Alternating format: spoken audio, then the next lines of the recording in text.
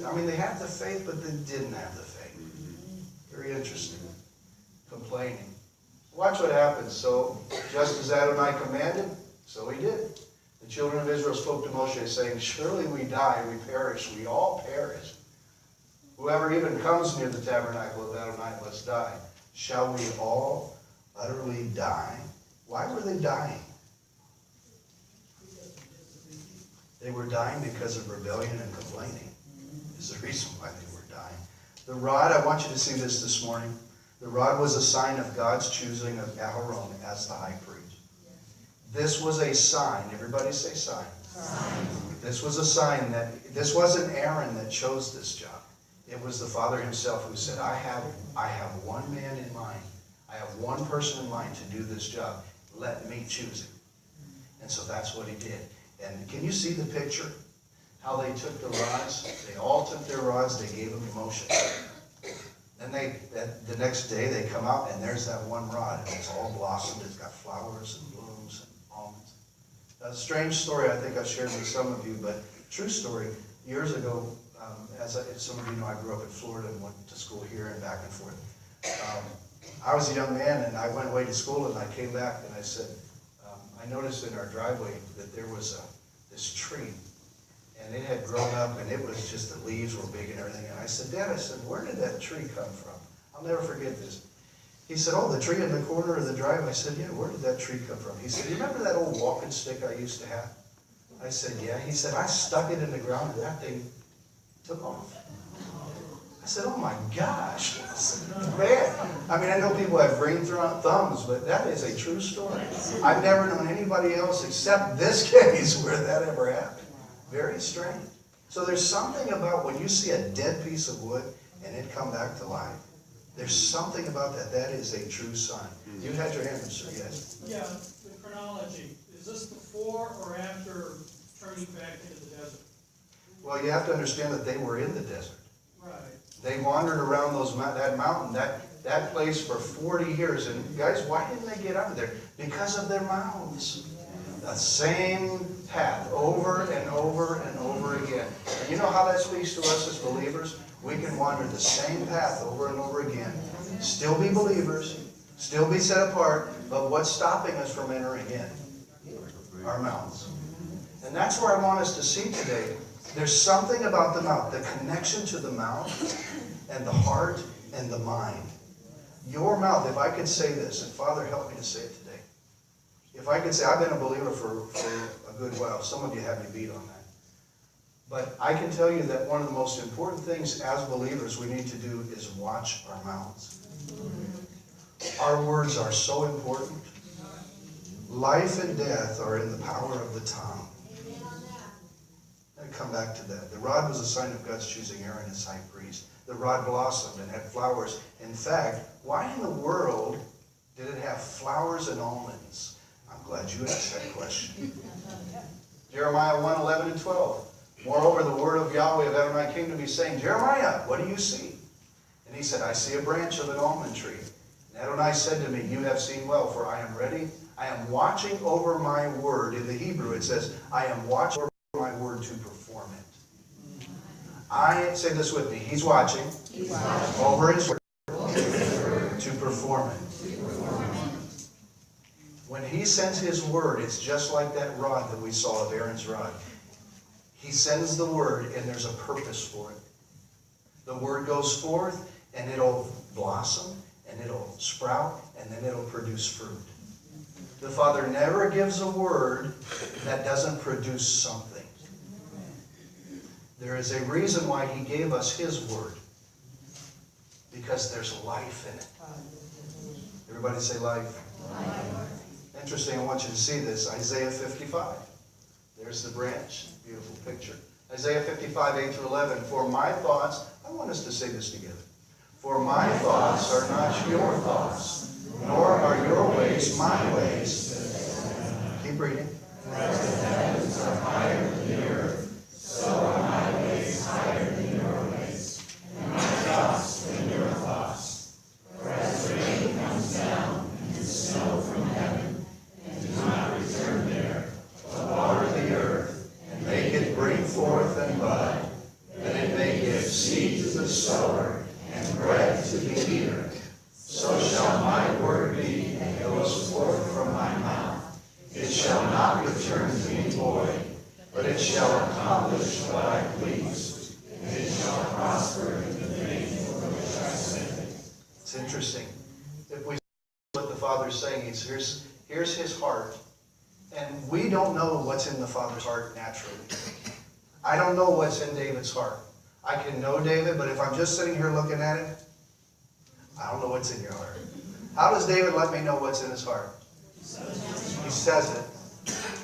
He says it. We don't know, and remember, your thoughts are hidden away. They're hidden. In Hebrew, it's safun. It's hidden in there. But you let your heart be known by your words. And so watch this. The Father says that here's his thoughts, and then we see from the thoughts comes the word, and from the word comes the purpose. If you were to see, how many of you have significant spouses or significant others? Okay, so if you just sit there and look at them, I want you to just do me a favor. Just sit there and just look at them for a moment. Would you do that? All right, everybody just look at your neighbor. Even if you don't have a spouse or something, just look at your neighbor. Don't say anything, just look at him. I want you to just look at him. All right? How do they know what your thoughts are? Now, I want you to say something. Say, I really like you. Say that. I really like you. All right, now look at me. There's a purpose in that. There's relationship there. There's connection there. There's power in your words. Your word is like a container. In fact, the word for word in Hebrew is davar. But it means, it's like a container. It can mean a word, but it also means a thing. Your words are like containers. And the Father's saying this, there's a purpose there's something in his words that produces life. It's not empty. Where do I have? I have this. Think about this as a word. That's a container. Notice what's in it? It's water. There's life in that. If I drink the water and it's empty, it's void. The container is void. The container is empty. There's no life. The Father is saying this. My words are always full of life. They're never empty. They're never empty. To be void, notice what he said earlier. He says, my words are not void. I sent them and they all have purpose. Ancient Israel, all of my words have purpose for you. Live by them. Watch this. I'm going to show you something. Deuteronomy 32, before Moses dies, he writes a song. I love that. Moses was a songwriter. He sings a song to Israel. You know, music will affect how you remember things. Yeah. If I just said, now I'm just going to sing, I'm just going to hum it, in fact. Do, do, do, do, do. Finish it. Some of you remembered it. You know how you remember that? It's a little song. I didn't even sing the words, but you remember the music. So Moses told him, he said, guys, teach your children this song. We're going to sum up the Torah in the song. Watch what he said. Give ear, O heavens, and I'll speak, and hear, O earth, the words of my mouth. Let my teaching drop as the rain. Remember what we just read. My speech distill as the dew, as raindrops on the tender herb, as showers on the grass. Why does rain come? To give life. To produce things. They grow, and then they produce fruit, and then we eat the fruit, and then we go, that's really good. And then we grow, and we have life. Some of us are growing a little more than others, but we have life. For I proclaim the name of Adonai, ascribe greatness to our God, for he is the rock. His work is perfect. For watch what he's telling you. He's telling you he's good. For all his ways are justice, a God of truth without injustice. Righteous and upright is he. That means he's good. His heart is good. He's got a good heart. Listen, he's never bad.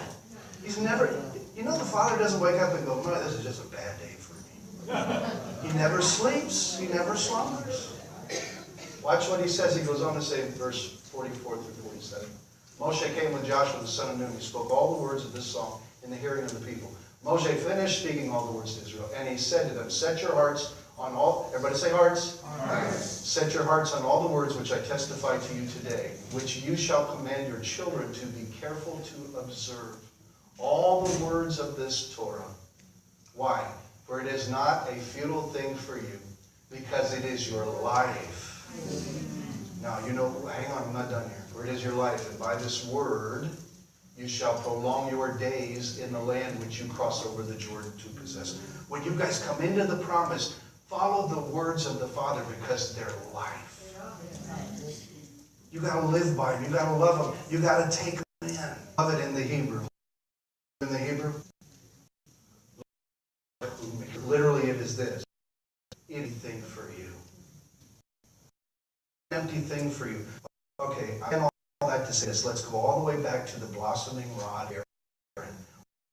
Represent the word. It's not empty, guys. This container has life in it. The way that the Father gives us, they are life. Everybody say life. Life. You still would say, well, you want to read the Bible, you can read the Bible. If you don't want to read it, you don't have to read it. Live our life. How can we not live our lives according to the Word? If we try to do our own thing, there's no life in that. That is void. My thoughts are not your thoughts, because natural man is void. I can promise you, I can write you a check, Karen, for $1.5 million, and I can hand you that, and Karen will go, woohoo, until you go to Mechanics Bank and try to cash it. You know why? Because I don't have $1.5 million in the bank yet. If you try to cash it, guess what? The money's not there because it's void. They'll have to void that check because there was no power to back that check up. The Father's not like that.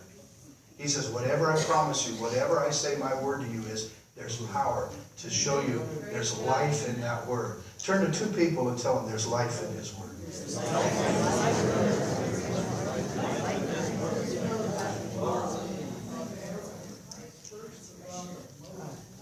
The rod was passed down through the authority. And there's an old tradition that says that rod was actually, this is a whole other teaching, but the rod, if you'll study some of our teachings, the rod was actually passed down. They lost kind of concept as to where the rod went when the Babylonians overtook Jerusalem. But there's an old tradition that the rod was actually planted. It became a tree, and Abraham, Isaac, and Jacob, and Joseph's rod actually became the tree that Yeshua died upon. Could it be, and that's not a fact, I'm just stating, could it be that the very rod that blossomed as Aaron's rod was the same tree that Messiah died on? Wow. Interesting. Let's keep going here. I want you to see something. As believers today, we are seen as the priesthood. Who is our high priest? Yeshua the Messiah. He is the high priest. He's the connection. How many of you know you are priests? So where's your power? In him. We could say, oh yeah, it's in him, and it is. Because we are hidden in him. But we are to hide his word in our hearts. And that's where the power is.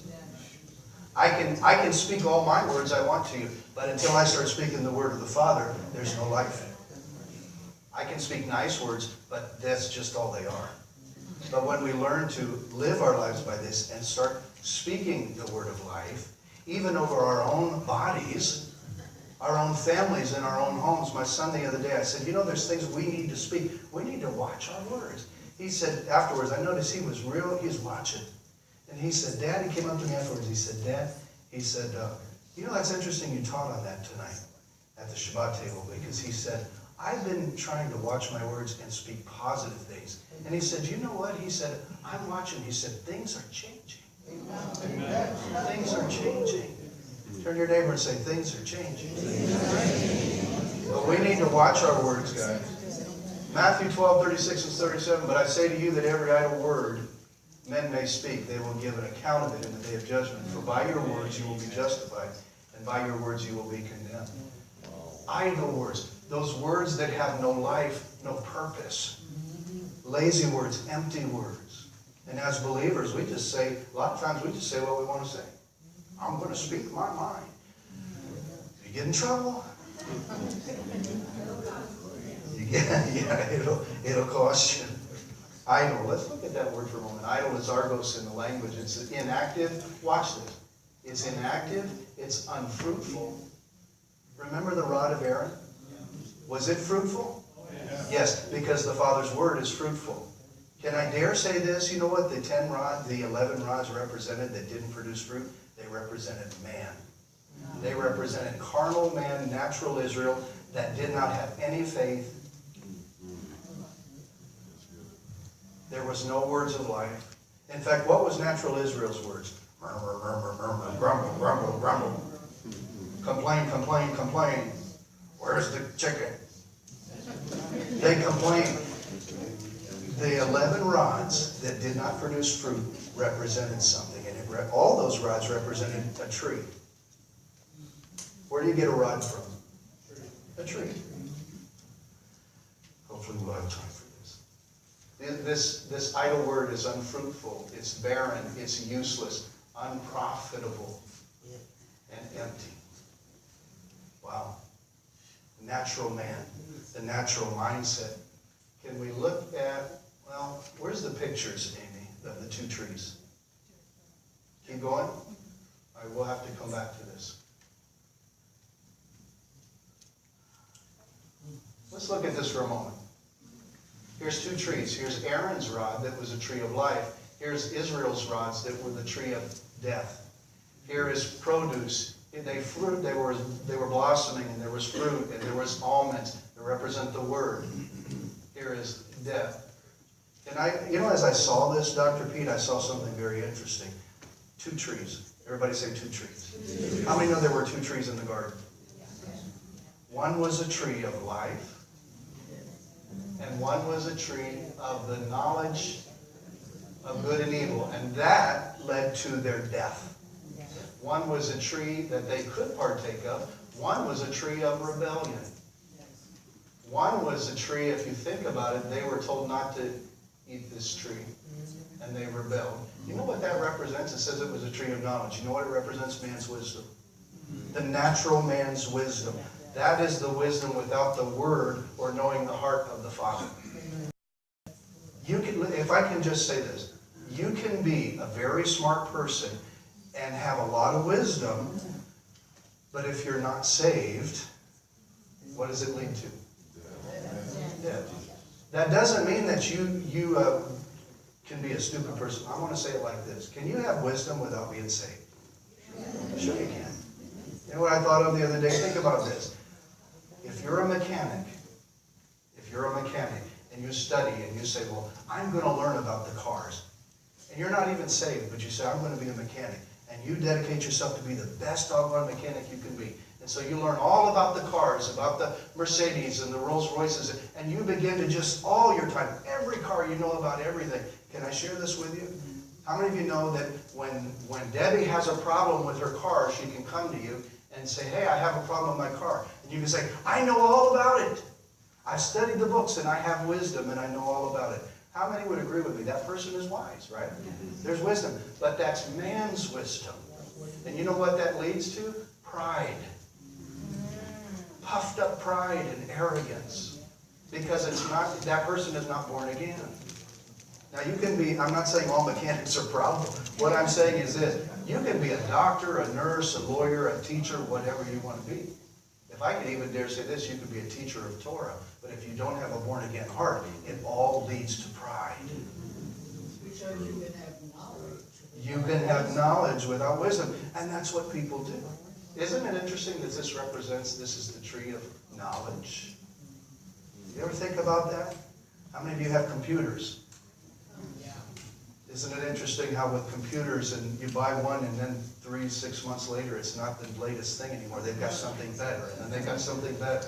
And all of this knowledge increases. I find it no mistake that if you look at your Apple computers, it's a half-eaten apple, which is a picture of the tree of knowledge. Very interesting. Man's knowledge will always lead our choices without the word. Because, see, the Father says, my mindset is what you need.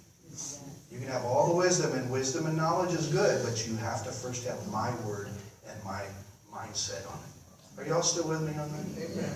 It's interesting. Yeshua said, for every idle word that men speak, he said, you will give an account for every idle word.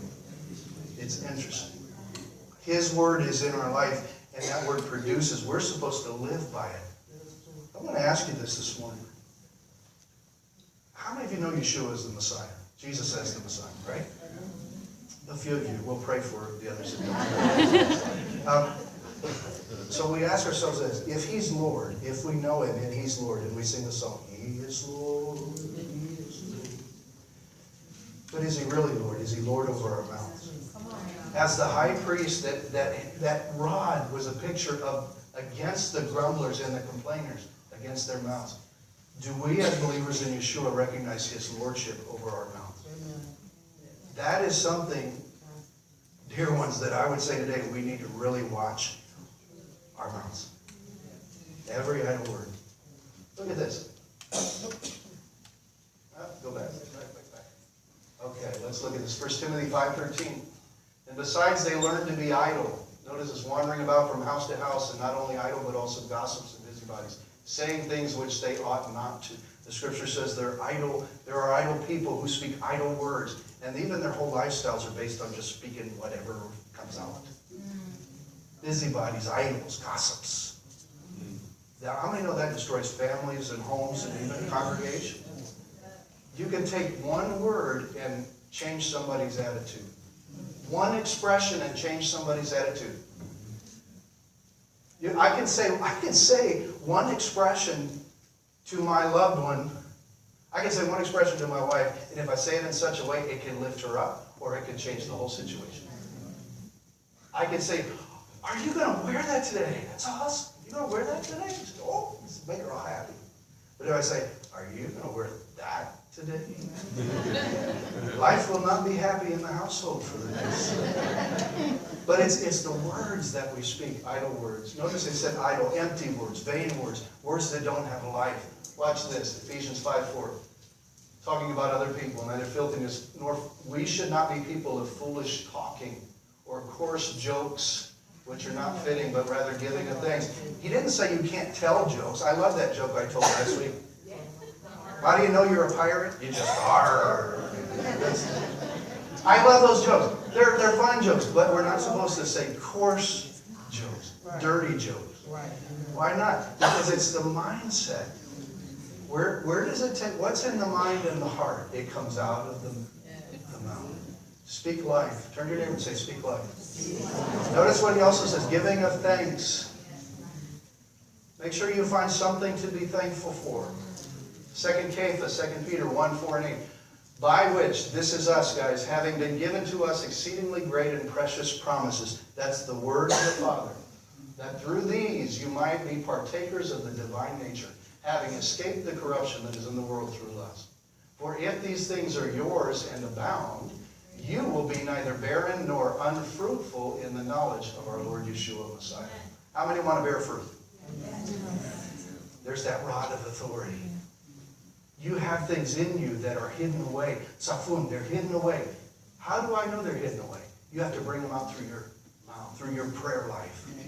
Well, Rabbi, can't I just think it? You can think happy thoughts all you want to, but you better start praying. It's a good thing to have a good mindset and a happy mindset, but you also need to speak the word. That's what changes situations. Let me show you some more. And this is the Hebrew word for hidden, safun. Everyone say safun. I want us to look at this Hebrew word. Sadi, pei, and a nun. Now watch this, because you're going to learn something. That Sadi is a picture of the righteous one. In fact, Sadiq means righteous person in Hebrew. The Hebrew picture is a righteous person on their knees. And this is life. But look in the middle of the word for hidden. Now, I found this very strange. In the very middle of the word for hidden was the pei, which is a picture in Hebrew of the mouth. In fact, the word pei in Hebrew means mouth. So for the word hidden, in the very middle, we see the mouth. I think there's a clue there in the Hebrew word that's telling us the things that are in the heart that are hidden away are going to come out through your mouth. How many of you have precious promises stored up in your heart? You know how to get them? You pray, you trust, but then you better watch your words. Well, I'll never have that. It's always going to be a bad thing. That's never going to change. Guess what? It never will. But if you begin to speak the promises, Hear me when I say this, not just positive. I'm saying speak the word. Find the scripture that pertains to that. The things hidden away. How many are hidden away in the Messiah? Yes. In the beginning was the Word, and the Word was with God, and the Word was God. So if you are hidden away, you are hidden away in the Father's Word. As believers, we are hidden away in the high priest himself. I know that's above our pay grades, right? We don't even get that. We don't even understand that, but Father, help us do it in Yeshua's name. Life and death in the power of the tongue. Proverbs 12:18. Can we say it together? There is one who speaks like the piercings of a sword, but the tongue of the wise promotes health. There are people who can cut with their mouth. They can say cutting words and they can hurt people. Can I share this with you? Some of you have been damaged by other people's mouths. Some of you have had people say things against you in life, and you've always had this concept that you were no good because maybe your mom and dad spoke something that cut you like a knife. I shared with my children the other day about a young boy growing up years and years and years ago. His name was Alistair. And his mother used to tell him, "You're just a little beast." She would tell him that all the time, "You're just a little beast." And he grew up, his name is Alistair Crowley. He grew up to lead the satanic people today. Or he's dead now, but he called himself the beast. I wonder where he got those concepts. Our words can affect the people around you. You have to watch your words. We've got to watch our mouths. We want to be the tongue of the wise. We want to promote people's good health and strength. We want to be positive people who are living the life of the Word. Proverbs 13:3. He who guards his mouth preserves his life, but he who opens wide his lips shall what have? You realize, don't lose me. Don't lose me on this, guys. How many are still with me? Wait a minute. Your mouth is taking you places. Your mouth is taking you places. It can open doors or it can shut doors. How many have ever had a good job interview? When you go to a good job interview, what do? They ask you questions, and they want to see what comes out of your mouth. Your mouth opens doors, your mouth shuts doors. He's the one that's ultimately doing this. I'm not saying that. But I'm telling you, in the spiritual life, in our lives, our mouth can open or shut doors. We have to be people who guard our mouths. Don't be like people who just say what they want to say. Well, I'm just going to say what I want to say. That will always get you in trouble. Always. How many are still with me and still love me? All right. Praise Messiah. I'll come back next Shabbat. If he allows me. Psalm 141:3 and 4. Set a watch or set a guard, O Lord, over my mouth. Keep watch over the door of my lips. Do not incline my heart to any evil thing, to practice wicked works with men who work iniquity, and do not let me eat of their delicacies. What's he said? He starts with the mouth. There's wicked things in people's hearts, and they always come out of the mouth. Guard your mouth. If you have a problem with your mouth or your communication, pray about it. Pray about it. Ask the Father. I've done that. I said, please help me not to say things that I shouldn't say. Well, I thought you were a really godly man, a believer. Listen, we all have to watch our mouth. Don't you just wish that there was a switch, that when we came to know the Messiah, that switch went off and our mouths just said good, happy things. And we're always going to say happy things. How many know that's not always the case? We have to guard. We have to watch, just as ancient Israel did. We can even get into the land, but remember what Moshe said? He said, make sure they know my word, because there's life in those containers. Don't speak the things that we always want to speak. We have to make sure that it lines up with the word. Turn to your neighbor and say, I'm listening today. Would you do that? See, I'm going to ask you this. What tree are you connected to? Tree of life. How many of you are connected to the tree of life? The high priest, the one who represents the budding branch that produces fruit and life and almonds. How many are connected to that tree? Wave at me real high. Good. Then that means let that rod of authority be over your mouth and watch what you speak and speak life. There are others who are connected to the tree of knowledge of man's wisdom. And that always leads in death. That always leads in wicked things. Even if it looks good, When Eve, Hava, went to that tree, that was a good-looking tree. To the eye, it looked good. To the touch of it, she said, wow, that's a beautiful, wow. And the serpent says, go ahead. Has God really said? Who's the author of idle words? It's the serpent. Has God really said, touch it, eat it? She's smelling it, and then she eats it. Rebellion. It looked good. It tasted good. Man's knowledge and it can even look good. It can taste good. But it's always, if it's carnal, it's always going to die. Two trees, life and death. What tree are you connected to? The natural man? Are we going to react like the natural man? Or are we going to react like the man of the Word? Remember what we read earlier? Matthew 12:33 and 37. Yeshua is doing many miracles in ancient Israel, and watch this. He says, either make the tree good and its fruit good, or else make the tree bad and its fruit bad. For a tree is known by its fruit. Brood of vipers. How can you, being evil, speak good things? For out of the abundance of the heart, a mouth speaks. Out of the abundance of the heart, the things that are hidden away, it's going to come out of your mouth.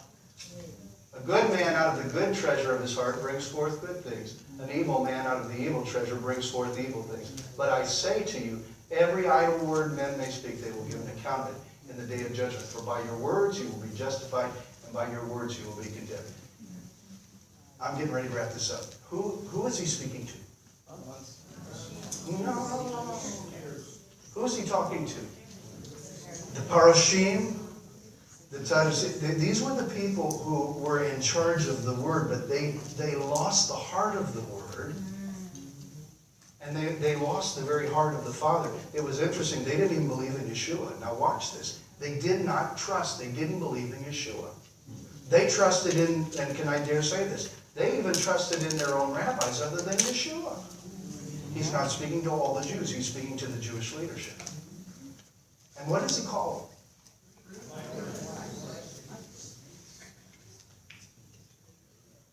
What's associated with the tree of knowledge? Serpent.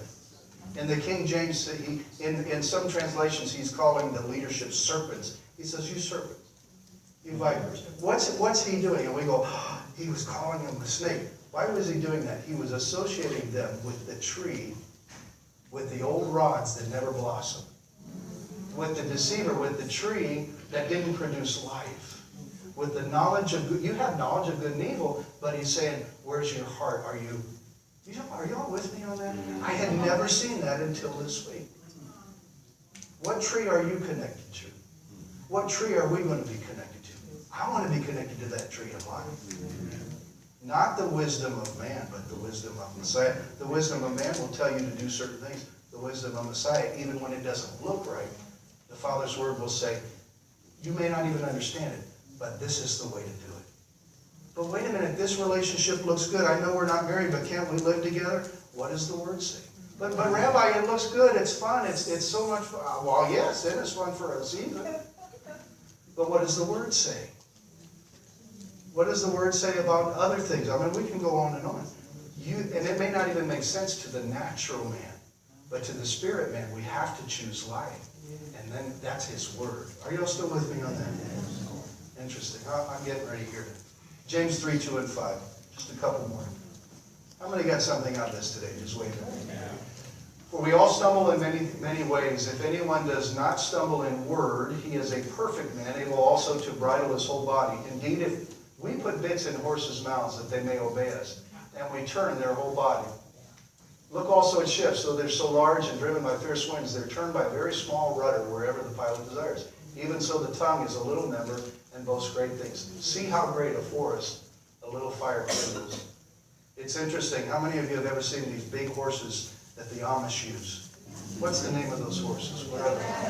Clydesdales or some, I don't know whether they're huge. You're talking about 1,200-pound animals. These things are huge. And yet how that is, I find it interesting that James is a man who was a brother of the Word. He lived in the household of Yeshua. He knew the Word. He knew personally the Word. He touched Him and he knew the Word of the living God. And so here's James, the one of the leadership of the early Messianic Jews of the day. And James is telling them of utmost importance, guard your tongue. And he talks about two things. Listen to this, two things. A horse and a ship. And both are things that will take you places. Your mouth will take you places. And so he says, how do we control a horse? You don't just get on there and go, come on, guy, let's go, hey! He says you control the horse by a little bridle. And where do you put that bridle? Under its tongue. To control its mouth. How do you move it to its destination? How do you get to your destination? By the horse. But you control it by its mouth. That's strange. Very strange. And then he goes on to talk about a ship. And he says, we have huge ships. And he says, those ships are things of destination that take us from one place to another. But he said, how do they get there? How do you control it? You don't just get in and go, okay, wherever.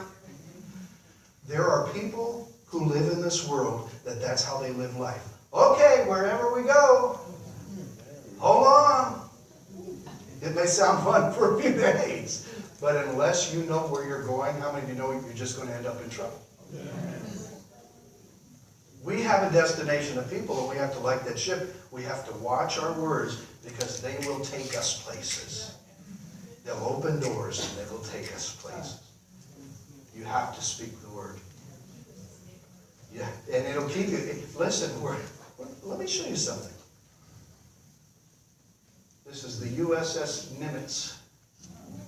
This is one of the largest ships in the world. The Nimitz class ships there's a few of the Nimitz class. They are very large ships, and they're carriers. They're aircraft carriers. They carry several things. It's interesting if you look at this ship. You'll notice this is a ship that can actually, they're not just ships, they're little cities. 5,000 up to 5,500 people can live on these ships. Karen sitting here in the front row, you and I both know.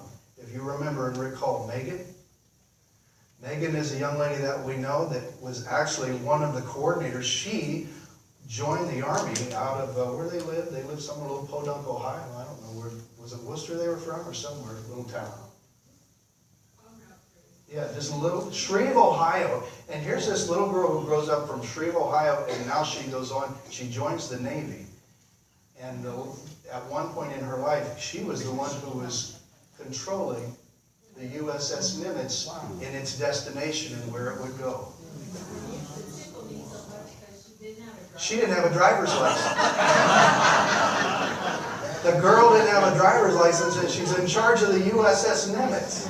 She's steering it. Interesting. This, I want to share just a couple of facts because this is a huge ship. Anybody ever see this ship up close or been? Have you? It's amazing. Just a couple of facts. 77 stories long. In other words, if you were to take it and stand it up on its end, it's 77 stories long. It stands 20 stories like it is, 20 stories high above the water. It's over, now this is just the steel alone. This is not the people and the ship. This is the steel alone is over 60,000 tons of steel. The flight deck is 4.5 acres, 257 feet wide. It's able to store and to feed 6,000 people for 70 days. Jeff, you'll appreciate this. In 1 year's time, it processes 1 million pounds of mail. 1 year's time. It has barbershop. It has several doctors. It has 56 hospital beds, 3 hospitals. They have dentists. All of these people. It is a little city. It has a desalinization plant that it takes in salt water, processes it to become clean water, 400,000 gallons daily, from my understanding. That's enough to water 2,000 homes. Can you imagine? This is a small city. Why am I telling you this? Because I want you to see the immense enormity of this aircraft carrier that is able to carry over 60 planes. And they can all fly off within a matter of seconds, just flying off. It's an amazing aircraft. It doesn't need refueled for 15 to 25 years. No, it's nuclear powered. And you don't have to refuel it for 15 to some even said 25 years. I heard 15 to 20, but even 25 years. This is an amazing ship.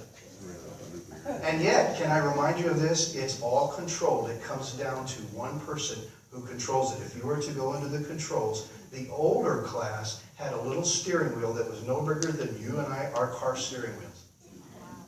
And they have to, I think today, from what I heard, there's a little joystick. And they adjust that. It's a small thing, but they adjust that. Now watch, here I'm getting to my point. They have to adjust this thing every 2 minutes. Say you want to take that ship from one port and you want to take it all the way across the world into the port of Japan, somewhere in Japan.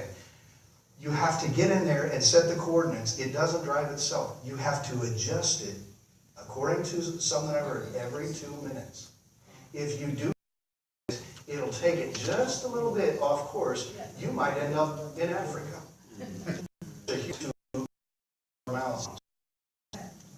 He has a great destination for us. He's got a place for us to go. But we can miss it if we don't. If we don't adjust our tongues. Watch your mouth. That means you have to constantly, you can't give up. How many know we adjust our mouths? We're on one of the place. I'm really amazed as I walked. I think it was 3 floors. You walked under things, and there were hallways, and how many cookies, when they made cookies, 10,000 cookies, and they talked about the chocolate chips and how much sugar. 5,000 people on this ship. I walked it was amazing, Mark. It was truly an amazing place, and yet this huge ship was guided by one small thing. Interesting. I'll show you a couple. There's another picture. Shows you the greatness of the ship. There's your steering wheel. There's my family, and there's the ship that we got to see. The way they are to be. Wife, children, they're all so happy. I had my sister, I saw something, I said, take a picture of this. So I saw this phone on the wall. And I said, take a picture. I said, look, it's me on the phone. I'm making a real important call. So I said, Lori, I said, take a picture. I said, wonder who. I had a real important phone call. Actually, I was speaking to Bibi. No, it wasn't Bibi. It was Trump. Wait a minute, though. Trump wasn't president in those days. He wouldn't take my call. I don't know why. Stand up there. Stand up. How many got something out of it way back? Let's give Messiah a hand clap of praise. Remember, it starts in the heart. It starts in the mind. But we have to watch our words, because just as that rod was there, that represents the authority of Yeshua over our mouths. We have to remember, He is the Prince and the King over our mouth. We'll always come back to that. We'll always come back to that. I'm going to ask you to pray with me this morning, because sometimes we've hurt people with our words, but there have been people that have hurt us. Mike, would you come? If you're able to. Mark, would you come? I want to ask us to pray, and I want you to pray this with me. Just say this with me. Heavenly Father, I thank you for out of the goodness of your heart, you brought forth good. A good word. Yeshua the Messiah. And Father, I ask your Son to be my Lord, my Adonai, over my heart and over my mouth. Help me to watch my words and speak your word, and you'll open the doors. I trust you and thank you in Messiah Yeshua. Amen. Now, Father, I'm asking you in Yeshua's name that you'll help this body of believers. Help us, Father, to watch our mouths. May you forgive us, Abba, for the things that when we missed it, when we've hurt others, when we've said things that have hurt people. Forgive us, Abba, and help us. Some of us here today, we need your help. We realize we can't do this without you. So help us today, Father, to watch our words. We promise today, Father, from this time forward that we're going to watch our words. We're going to speak your word in Yeshua the Messiah's name. It's not by might, and And it's not by power, but it's by your Spirit. We ask it in Yeshua Messiah. And all those people said, Amen. Amen. Let me, guys, hang on just a second. Let me say the blessing over them. And I'm going to ask you, some of our prayer warrior, our prayer teams to come before we dismiss. Some of you need prayer today.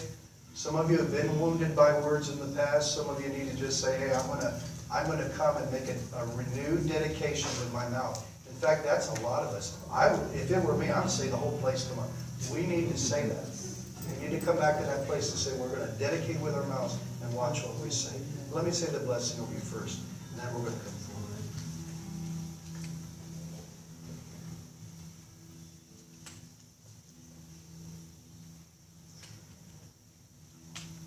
Yivrecha Adonai, vayishmerecha, Yair Adonai panav lecha, vihunecha, Yisai Adonai panav lecha, v'yisem lecha, Shalom.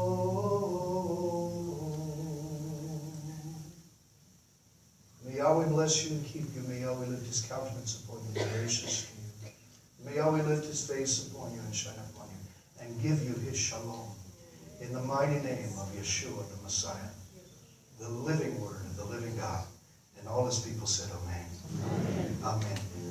Just a couple quick announcements before we leave. Remember, Torah class at 2. And if you need prayer today, I'm going to ask you to come forward. If you need personal ministry, can Gary, Myra, and some others who I've asked on the prayer team, would you come? I'm going to ask you to come if you need prayer. Other than that, Shabbat Shalom. Have a wonderful Shabbat. Have a great day in Messiah, guys. Awesome. Shabbat Shalom. You're dismissed.